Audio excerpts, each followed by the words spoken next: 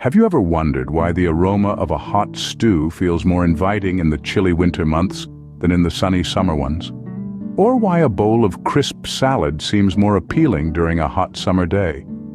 Could the changing seasons be influencing our eating habits?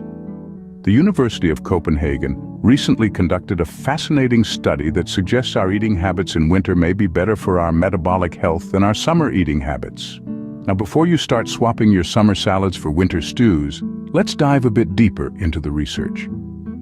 The study focused on the effects of seasonal light differences on metabolism. It was discovered that varying light hours between summer and winter affected the metabolism of mice, leading to less body weight gain and adiposity, along with improved metabolic health. The researchers were keen to understand the impact of these seasonal light differences, as most people experience a significant difference in light between summer and winter. The study was conducted on mice, but it provides a proof of principle that light hours can affect energy metabolism and may have implications for human metabolic health. So, what does this all mean? Essentially, the amount of daylight we get during different seasons could be affecting our hunger pathways and eating patterns.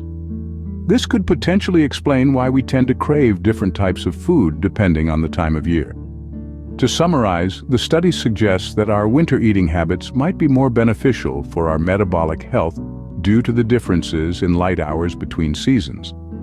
This could potentially influence our hunger pathways and eating patterns, leading us to make healthier food choices during the winter months. Now, it's important to remember that this study was conducted on mice, and we humans are a bit more complex.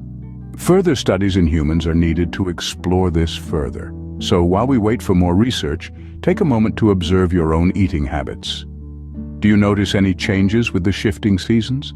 And if you do, remember, it's not just you, it could be your body responding to the changing light hours.